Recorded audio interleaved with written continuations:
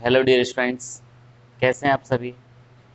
आप सभी का हमारे यूट्यूब चैनल में बहुत बहुत स्वागत है। विद्यार्थियों, हमने लास्ट वीडियो में आपको बताया था कि लिगेंड किसे कहते हैं, लिगेंड कितने प्रकार के होते हैं, उनका वर्गीकरण कैसे किया जाता है, उनके एग्जाम्पल कौन कौन से होते हैं, और हमने स्टूडेंट्स विशिष्ट प्रकार के लिगेंडों की भी हम आपसे चर्चा कर चुके थे, जिसमें हमने एक लिगेंड देखा था किलेट लिगेंड और दूसरा लिगेंड देखा था स्टूडेंट्स उभयदंती लिगेंड। स्टूडेंट्स, आज हम आपसे जो चर्चा कर रहे हैं तीसरे टॉपिक उपसह संयोजन संख्या पर। उपसह संयोजन संख्या पर हम आपसे चर्चा करेंगे। किसे कहते हैं, कैसे ज्ञात की जाती है, इसके लिए आपको एग्जाम्पल समझने पड़ेंगे स्टूडेंट्स। जैसे मैं आपसे कह रहा हूँ Na2 ZnOH का होल 4 एक संकुल यौगिक है। ऐसे ही FeCN का होल 6 4 माइनस ये संकुल यौगिक है। ऐसे ही K3FeC2O4 का होल थ्राइस ये एक संकुल यौगिक है। ऐसे स्टूडेंट्स K2HgI4 ये संकुल यौगिक है। स्टूडेंट्स, ये जो वर्ग कोष्टक है ये समन्वय मंडल बनाता है। इस समन्वय मंडल में या इस संकुल आयन में जो धातु परमाणु लिगेंड के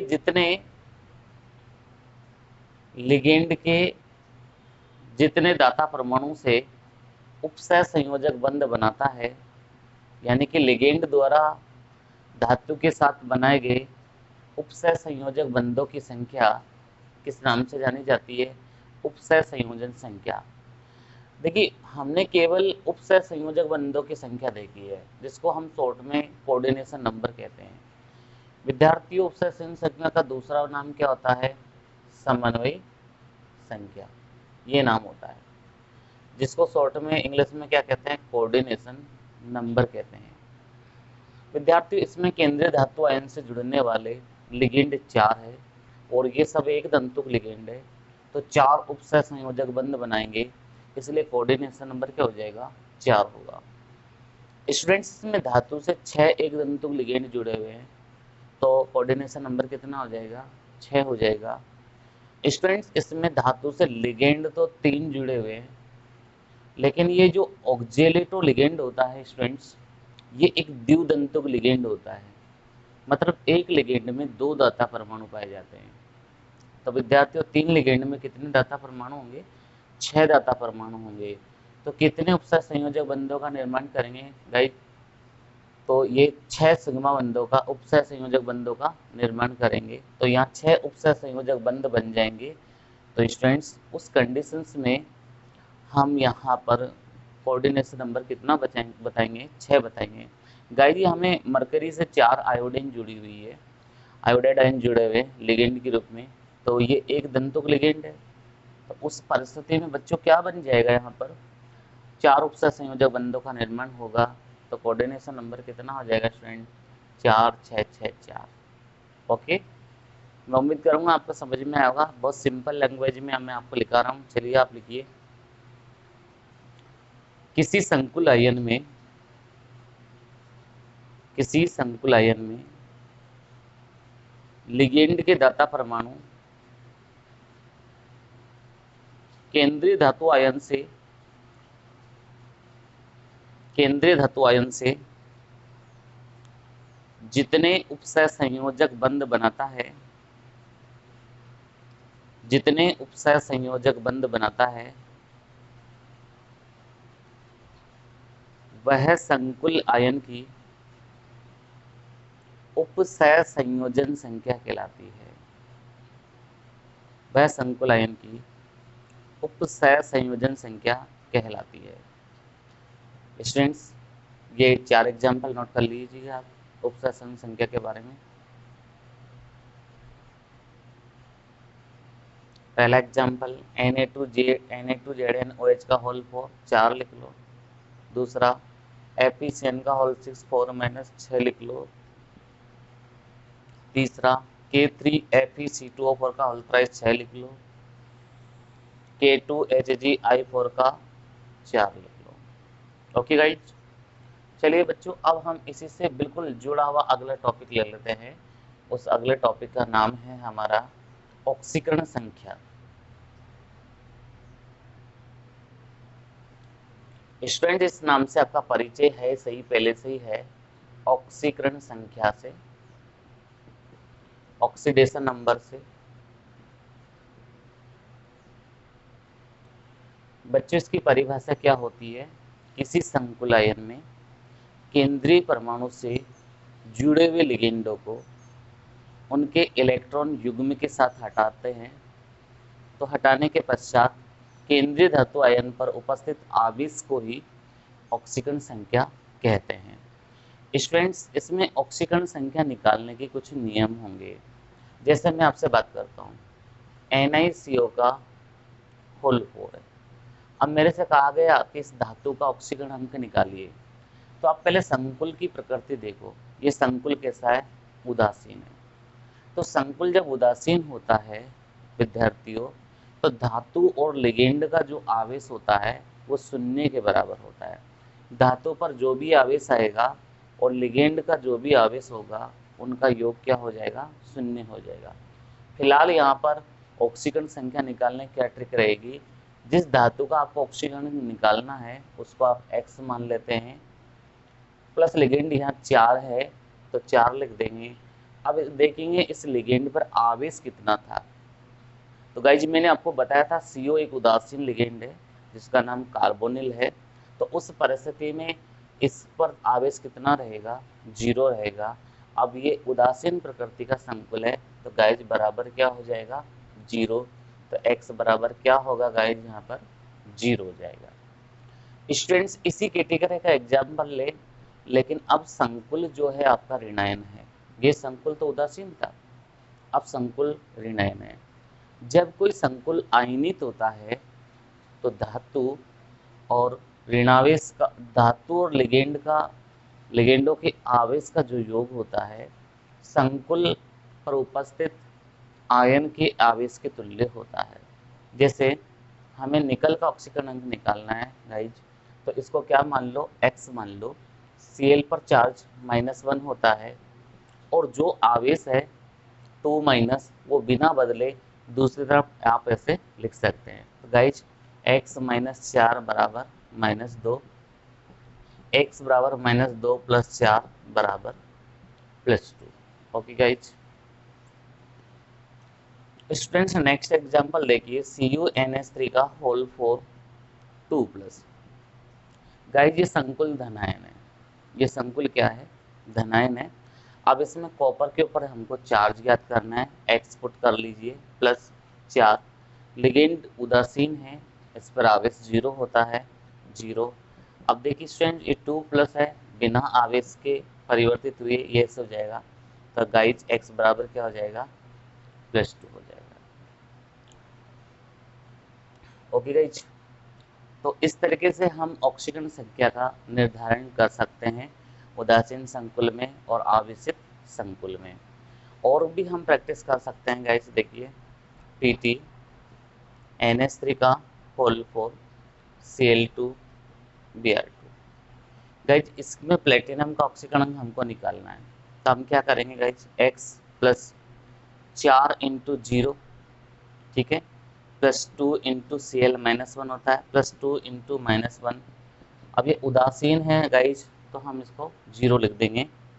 ये पद तो 0 हो गया और +2 - 1 -2 हो जाएगा, ये भी -2 हो जाएगा, बराबर 0। तो गाइज ये x बराबर कितना हो जाएगा? +4 हो जाएगा। तो गाइज हम इस तरीके से विभिन्न प्रकार के संकुल यौगिकों में क्या निकाल सकते हैं? उनकी ऑक्सीकरण संख्या निकाल सकते हैं। जब भी बच्चों हम इनका IUPAC नाम लिखेंगे तो ऑक्सीकरण संख्या को हम छोटे कोष्ठक में बताएंगे और रोमन संख्या में प्रदर्शित करेंगे। छोटे कोष्ठक में भी बताएंगे, साथ में रोमन संख्या में भी हम प्रदर्शित करेंगे। तो गाइज लिखिए इसके बारे में, ऑक्सीकरण संख्या आप टॉपिक डाल लें और लिखेंगे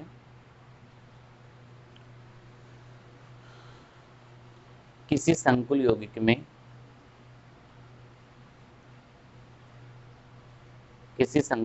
में धातु से जुड़े हुए सभी लिगेंडों को उनके इलेक्ट्रॉन युग्म के साथ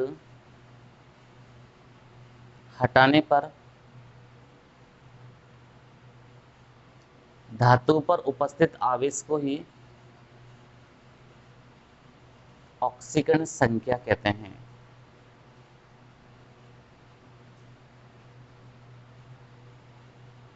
नेक्स्ट लाइन में लिखिए, उदासीन संकुलों में धातु व लिगेंड के आवेशों का योग शून्य होता है, जैसे NiCO का होल 4, गाइज नेक्स्ट एरो में लिखिएगा, जब संकुल आयनित होता है तो धातु व लिगेंड के आवेशों का योग संकुल पर उपस्थित आवेश के तुल्य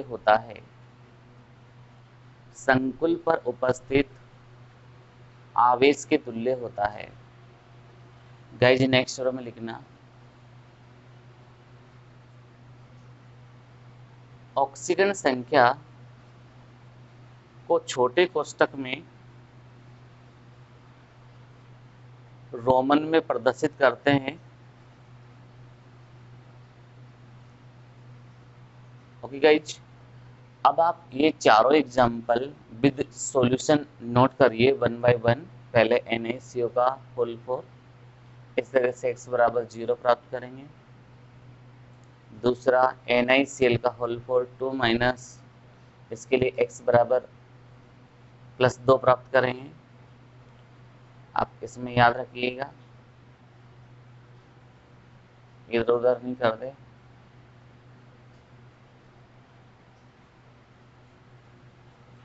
इस तरीके से आप इन सबको 1 बाय 1 सोल्व करिएगा गाइज। मैं आपको बहुत सारे एग्जाम्पल दूंगा ऐसे ऑक्सीकरण संख्या ज्ञात करने के लिए। जब हम IUPAC पढ़ेंगे तब ऐसे बहुत सारे एग्जाम्पल्स हम आपके लिए लेके आएंगे, उनमें आपको सबको ऑक्सीकरण संख्या का नाम लिखना है। चलिए गाइज, आपने नोट कर लिया होगा। अब हम अगले टॉपिक की ओर बढ़ते हैं।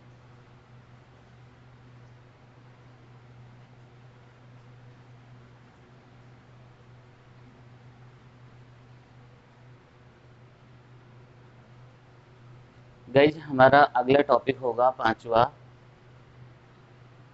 समन्वयी मंडल।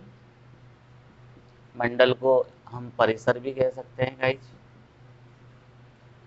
और तथा आयनिक मंडल।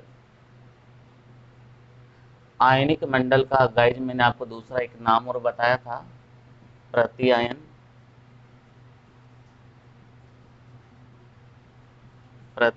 Counter ion. गाइज मैं 2 एग्जाम्पल से इनको क्लियर करूंगा आपके लिए। मैंने लिखा गाइज K3Fe2O4 का होल थ्राइस, और दूसरा एग्जाम्पल लिया गाइज मैंने PtNH3 का होल 4 Cl2Br। गाइज इसमें जो ये वर्ग कोष्ठक के अंदर यानी केंद्रीय धातु परमाणु और लिगेंड को जिस वर्ग कोष्ठक में प्रदर्शित करते हैं उसे अपन क्या कहते हैं, समन्वयी मंडल। ये गाइज हमारा समन्वय मंडल होता है, वर्ग कोष्ठक स्क्वायर ब्रैकेट। तो स्टूडेंट्स यहाँ भी ये समन्वयी परिसर है या मंडल है, और वर्ग कोष्ठक के बाहर जो उपस्थित धनायन और ऋणायन होते हैं गाइज, ये धनायन है, ये ऋणायन है, ये धनायनिक धनायनिक मंडल के नाम से जाना जाएगा। तो गाइज ये किस नाम से जाना जाएगा? ऋणायनिक मंडल। ओके गाइज, बहुत सिंपल वे में एक्सप्लेनेशन है, कोई डिफिकल्ट नहीं है, बहुत अच्छा है। याद करिए, समन्वयी मंडल का एक नाम और दिया था मैंने, आगे जाकर इसको इस नाम से जाना जाएगा, उप सह संयोजन सत्ता, कोऑर्डिनेशन एंटाइटी। ओके गाइज, चलिए अब हम टॉपिक डाल लेते हैं, समन्वयी मंडल तथा आयनिक मंडल। और इसमें लिखी गाइज, वर्ग कोष्टक में केंद्रीय धातु परमाणु तथा लिगेंडों को प्रदर्शित किया जाता है, तो इसे समन्वयी मंडल या उप सह संयोजन सत्ता कहते हैं। वर्ग कोष्टक में केंद्रीय धातु परमाणु तथा लिगेंड को प्रदर्शित किया जाता है, तो इसे समन्वयी मंडल या उप सह संयोजन सत्ता कहते हैं। गाइज एग्जाम्पल दोनों साथ लिख लेना। नेक्स्ट लाइन में लिखिए, वर्ग कोष्टक के बाहर उपस्थित धनायन व ऋणायन को वर्ग कोष्टक के बाहर उपस्थित धनायन व ऋणायन को आयनिक मंडल या प्रति आयन कहते हैं। नेक्स्ट एरो में लिखना स्टूडेंट्स, समन्वयी मंडल अनआयनीकृत भाग होता है। समन्वयी मंडल अनआयनीकृत भाग होता है। गाइज ये स्क्वायर ब्रैकेट में जो आपने लिख दिया, अब ये और ज़्यादा आयनों में नहीं टूटेगा, और ज़्यादा आयनों में ऐसे नहीं टूटेगा कि आयरन +3 अलग हो जाए, ये C2O4 2- अलग हो जाए, ऐसा कुछ नहीं होना है यहाँ पर। ओके गाइज, तो ये अनआयनीकृत भाग होता है। अब आप दोनों एग्जाम्पल 1 बाय 1 करके नोट करिएगा गाइज।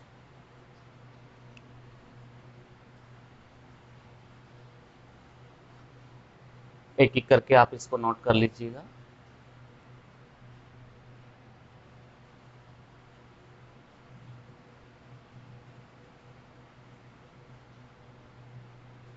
ओके गाइज, अब हम चलेंगे नेक्स्ट पार्ट पे गाइज। इसके पे हमारा इसका जो नेक्स्ट पार्ट होगा 6 नंबर का, होमोलेप्टिक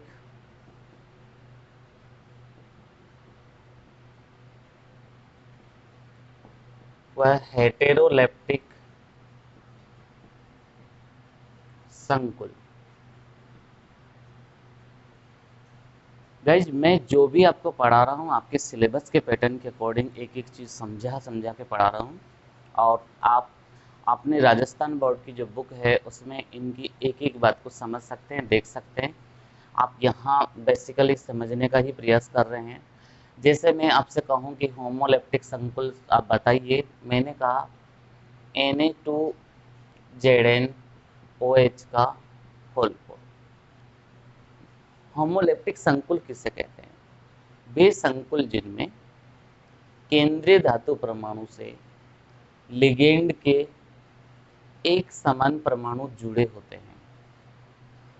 एक समान परमाणु उपसह संयोजक बंध द्वारा जुड़े होते हैं, उन्हें हम होमोलेप्टिक संकुल कहेंगे। अब जैसे ये केंद्रीय धातु परमाणु और इसमें ये लिगेंड है, दाता परमाणु क्या है इसमें? ऑक्सीजन है।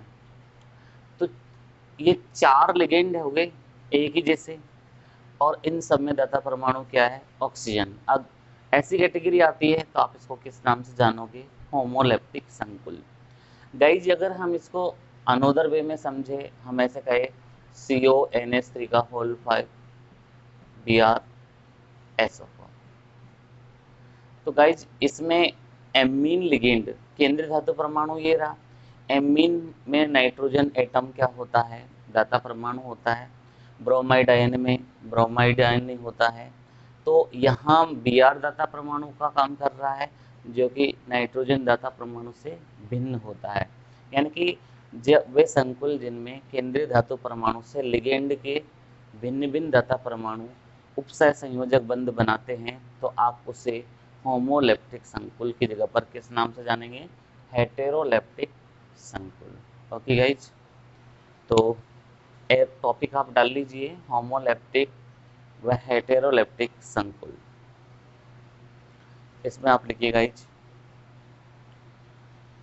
वे संकुल जिनमें केंद्रीय धातु आयन से लिगेंडों के एक समान दाता परमाणु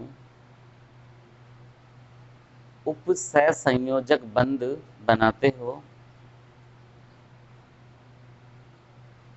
होमोलेप्टिक संकुल कहलाते हैं। स्टूडेंट्स, ये एग्जाम्पल नोट कर लो, पहला वाला, और फिर नए एरो में लिखना, वे संकुल जिनमें केंद्रीय धातु आयन से लिगेंड के भिन्न भिन्न लिगेंडों के भिन्न भिन्न दाता परमाणु जुड़े होते हैं,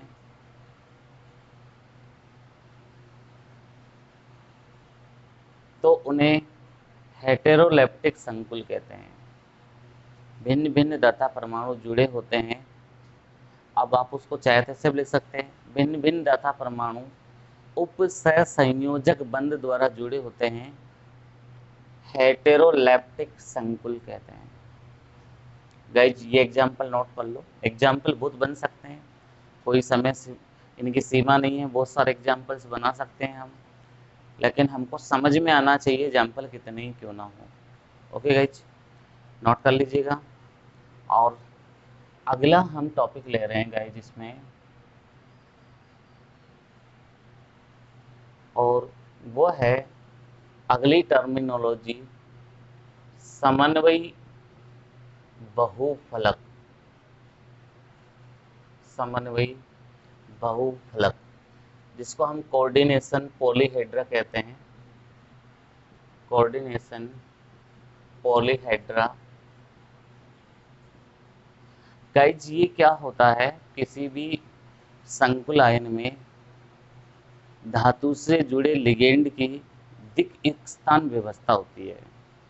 आकाशीय व्यवस्था, अंतरिक्षीय व्यवस्था या त्रिविमीय व्यवस्था। धातु और लिगेंड की जो त्रिविमीय व्यवस्था जिस ज्यामिति के द्वारा दर्शाई जाती है, उसे हम क्या कहते हैं, समन्वयी बहुफलक कहते हैं। गाइस, जैसे मैं कहूँ आपसे कि धातु के साथ 6 लिगेंड जुड़े हुए हैं, जैसे ये Ml6 है, M धातु को बता रहे हैं, L लिगेंड को बता रहे हैं। अब इनकी व्यवस्था कैसी होगी, ऐसे, ये दिक्स्थान व्यवस्था बोलते हैं गाइस जिसको, अंतरिक्ष व्यवस्था, दिक्स्थान व्यवस्था।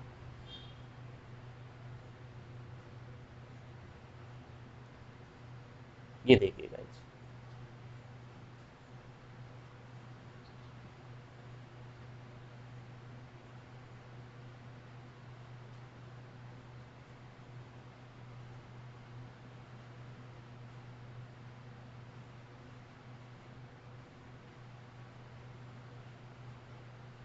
गाइस ये जो व्यवस्था आपको नजर आ रही है, इस व्यवस्था को हम जिस नाम से जानते हैं, या इस ज्यामिति का जो नाम है वो क्या है, अष्टफल की ज्यामिति है। ये Ml6 प्रकार के संकुल यौगिकों में देखने को मिलेगी। ऐसे ही गाइज Ml4 दो व्यवस्थाओं में मिलेगा। Ml4 दो व्यवस्थाओं में मिलेगा गाइज। एक तो ऐसी व्यवस्था होगी जिसमें प्रत्येक लिगेंड एक समान दूरी पर 109 डिग्री 28 मिनट के बंध कोण पर व्यवस्थित होते हैं। गाइज ऐसी व्यवस्था मिलेगी जिसको आप चतुष्फलकीय कहते हैं। इस व्यवस्था को क्या बोलते हैं गाइज, चतुष्फलकीय, टेट्राहेड्रल गाइज इस ML4 का एक रूप और होता है जो एक ही तल में धातु से चारों लिगेंड जुड़ जाते हैं, ऐसी व्यवस्था। गाइज इस व्यवस्था को हम वर्ग समतलीय कहते हैं। क्या कहते हैं? वर्ग समतलीय। गाइज एक व्यवस्था और होती है ML5। इसमें क्या है, तीन लिगेंड तो वर्ग के तीन कोनों पर, वर्ग के नहीं, त्रिभुज के तीन कोनों पर ऐसे व्यवस्थित होंगे गाइज, और दो लिगेंड है ऊपर और नीचे, त्रिकोणीय द्विपिरामिडीय ML5। इस व्यवस्था को क्या बोलते हैं गाइज? त्रिकोणीय द्विपिरामिडीय।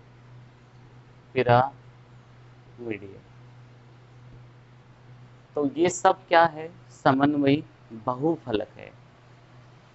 तो गाइज इसके बारे में लिखिए आप सभी बच्चे। किसी उपसहसंयोजक यौगिक में धातु व लिगेंड की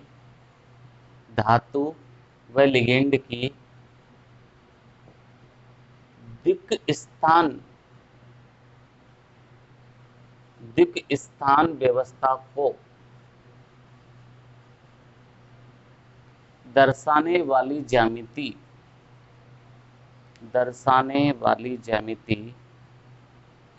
समन्वयी बहुफलक कहलाती है। समन्वयी बहुफलक कहलाती है। ओके गाइज, अब आप इसको बना लीजिए, ये सभी संरचनाएं आप बना लीजिए ऐसे कैसे।